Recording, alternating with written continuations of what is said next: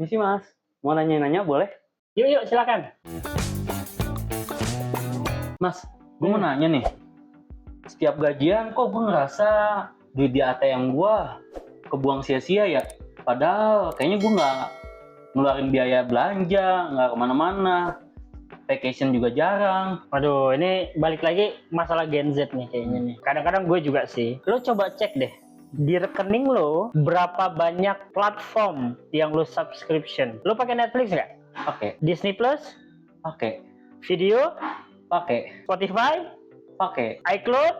pakai. Nah, itu masalahnya tuh. Nah, ini kita sebutnya fenomena subscription fatigue. Dimana kalau dulu gitu kan, gue sih nggak tua-tua banget ya, cuma gue masih paham lah bagaimana dulu. Biasanya kan dulu kan kita kalau mau nonton, kita beli CD, terus kita, itu jadi hak milik kita bisa puter selama yang kita mau, berulang-ulang tahun-tahunan, kita cuma belinya satu kali. Kadang-kadang dalam satu CD ya ada satu film, kadang-kadang bisa 2 dan bisa 3 kali ya. Atau kita pengen dengerin musik, kita beli kaset. Beberapa lagu itu bisa kita puter setahun, 2 tahun sampai serusak-rusaknya. Bahkan sampai beberapa punya nenek gue, punya bapak gue itu masih ada sampai dengan saat. Dan lo hanya bayar sekali, tidak perlu banyak. Saat ini kita masuk ke ekonomi yang namanya ekonomi sewa. Jadi kita memang tidak punya fisiknya, seakan-akan kita bebas menonton puluhan video mereka, mendengarkan ratus ribuan lagu mereka, tapi kita tidak punya, kita cuma nyewa aja. Sewanya satu bulan beragam lah tadi, kayak misalnya cuma 20.000, 30.000, 50.000 gitu. Tapi yang harus kita sadari, kalau kita pengen nonton film Marvel, kita harus ke Disney Plus. Kalau kita mau nonton film-film Indo ataupun film-film yang Hollywood, kadang-kadang kita harus ke Netflix. Lo gemar olahraga, lo nonton Liga 1 ataupun badminton ataupun Super League yang lainnya, lo harus langganan video.com. Lo pengen dengerin musik, Spotify. Kalau lo punya iPhone, lo harus langganan iCloud lagi. Nah, itu kita sebutnya sebagai subscription fatigue sebenarnya. Gitu. Terus kenapa sih Mas model subscription platform kayak gini tuh laku banget? Jadi memang ini tuh udah dari sudah cukup lama, cuma memang boomingnya mungkin di 5-10 tahun terakhir. Ini kenapa? Ini sebenarnya sangat-sangat menjanjikan secara bisnis, karena mereka memanfaatkan sifat malasnya manusia. Kayaknya hampir semua orang ada sifat malasnya lah gitu kan. Cuma kadang-kadang ada yang banyak, ada yang dikit aja gitu ya. Kalau subscription, biasanya dia itu auto renewal.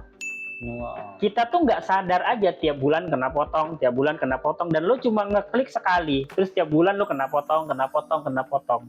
Itu kan kita secara nggak sadar setelah gajian tahu-tahu kepotong A, kepotong B, kayak lo tadi lah, tahu-tahu kok gaji gue tinggal sekian ya gitu. Nah, itu mereka sangat memanfaatkan auto renewalnya. Apalagi kalau orang pakai kartu kredit biasanya, itu akan lebih enak lagi auto renewal. Tiba-tiba di akhir bulan atau waktu lo bayar di 3 bulan itu tiba-tiba bengkak aja. Yang kedua, kita ngomonginnya adalah sunk cost fallacy. Ini juga nih, kadang-kadang kita sudah langganan, contohnya salah satu platform video ataupun ngedengerin musik.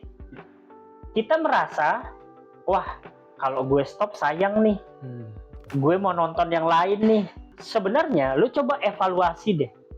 Kadang-kadang lo udah terlalu sibuk dengan kerjaan lo udah terlalu sibuk dengan kuliah lo udah terlalu sibuk dengan aktivitas lo. Dalam 1 bulan itu lo nonton cuma 1 film kadang-kadang, atau cuma sehari 2 hari doang, dan ini sayang banget sebenarnya. Tapi dengan tadi lo merasa sayang karena harus di stop, ya jadinya lo tidak jadi stop ataupun berhenti dari berlangganannya. Nah, kalau kita coba jujur-jujuran ya, karena lo tadi lo bilang uang lo banyak yang hilang nih.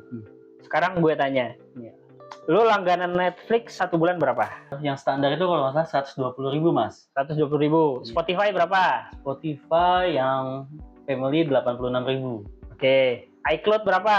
iCloud 30.000 Mas. Oke. YouTube Premium 59.000 kalau nggak salah. Video.com 45.000. Oke. Kalau kita totalin ya, itu aja sendiri loh. Udah lebih dari 400.000. Emang kelihatannya setiap platform kan murah, tadi ada yang 30.000, 45.000, ada yang 59.000. Memang kelihatannya murah. Cuman kalau kita kumpulin nih, udah 400 ribuan sendiri. Kalau pendapatan lo itu UMR, itu udah hampir dari 10% sendiri. Lu bayangin 10% untuk biaya-biaya ini. Gue tidak melarang lo, kalau memang itu dibutuhkan dan ada ini, dan lo sebagai tempat healing, itu tidak ada salahnya sama sekali. Cuma coba di-recheck lagi, itu memang haruskah gue berlangganan semuanya, atau mungkin gue agak pilih-pilih. Menurut gue, berlangganan seperti ini sebenarnya biar lo nggak boncos-boncos amat, itu ada beberapa tips yang bisa gue kasih. Yang pertama, lo coba audit langganan lo. Standarnya menurut gue, minimal lo buka dalam sebulan itu 3 kali atau 4 kali. Jadi lo coba cek satu persatu dari setiap langganan lo, gue pakai ini itu di atas 3-4 kali dalam satu bulan atau di bawah. Kalau memang di bawah, saran gue coba stop. Yang kedua, kita ngomonginnya buka tutup. Buka tutup itu kayaknya misalnya lo bulan ini langganan, bulan depan enggak, bulan depannya lagi enggak, bulan depannya lagi baru langganan 3 bulan sekali, atau dari 3 bulan lo cuma 1 bulan berlangganan. Ini terutama buat platform-platform yang streaming film. Soalnya gini, lo coba kumpulin, lo pengen tonton apa, dia di platform mana, barulah lo langganan sebulan. Nah, lo puas-puasin dah tuh nonton. Udah puas nonton 1 bulan, lo puasa lagi. Memang sih kita harus sabar. Mungkin kalau lo termasuk orang yang FOMO, mungkin lo nggak bisa ikutan FOMO teman-teman lo yang ada film terbaru keluar, mereka sudah bisa menceritakan filmnya dan lo belum nonton gitu ya. Kalau lo tipe yang FOMO mungkin agak berat, cuma menurut gue jadi kebiasaan yang bagus untuk menunda sebentar supaya kita nggak terlalu boncos lagi nih sebenarnya kan ke depannya. Atau solusi lainnya, biasanya kan mereka menyediakan family package.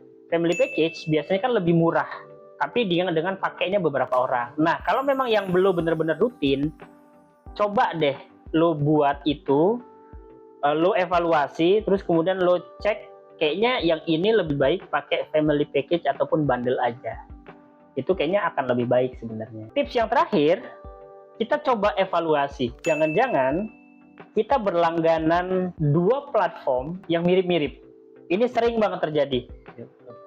Platform A itu tuh kita untuk ngedengerin musik. Platform B kita juga buat dengerin musik. Nah, menurut gue daripada lo dua-duanya berlangganan 2 yang berbeda, kenapa nggak lo pilih salah satu aja? Kenapa harus berlangganan dua-duanya? Kan tapi mas yang ini lebih nyaman, yang ini lebih nyaman ya. Kalau lo mau hemat ya harus pilih salah satunya gitu. Soalnya itu salah satu yang bikin boncos. Kadang-kadang lagunya kan memang tersedia di 2 tempat ini gitu. Jadi ya lebih baik pilih salah satu aja. Dari tadi kita bahas banyak banget platform yang lu subscribe ya gitu ya. Sebenarnya kalau kita pengen hitung-hitungan ya, 400.000 sebulan, setahun sekitar 4,8. 5 juta sendiri lo 1 tahun untuk subscription. Bukan berarti kita tidak boleh, boleh, tapi diatur dengan yang lebih bijak sebenarnya. Kalau lo tadi pengen karena pendapatan lo ini terbatas, kalau lo coba tabung ini 4,8 juta, anggaplah nggak fullnya deh, lu masih tetap berlangganan beberapa platform.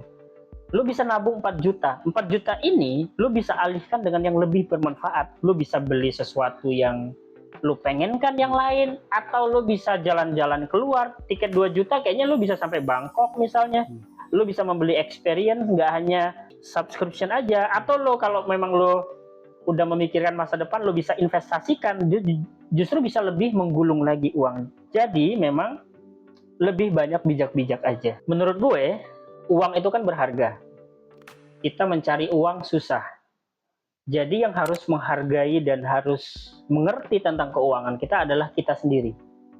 Yang harus bisa mengatur uang kita adalah kita sendiri. Karena itu uang kita dan kita yang bertanggung jawab tentang uang kita. Jangan sampai uang yang lu udah cari susah-susah, lu ngeluarinnya kok gampang banget. Atau lu ngeluarin uang ini untuk hal-hal yang menurut lu manfaatnya sangat-sangat kurang. Balik lagi, itu adalah uang-uang lo yang bertanggung jawab terhadap uang lo pengen menghabiskannya kayak gimana ya, at the end of the day itu adalah uang lo. Tapi kalau menurut gue, sayang aja, lo kerja keras, banting tulang, terus ngeluarinnya kepada hal-hal yang lo sendiri nggak mendapatkan banyak manfaat daripada itu. Oke. Itu kalau menurut gue. Kalau menurut teman-teman semuanya, menurut teman-teman gimana pengalaman untuk subscription daripada platform-platform? Coba tulis di kolom komentar. Bye-bye.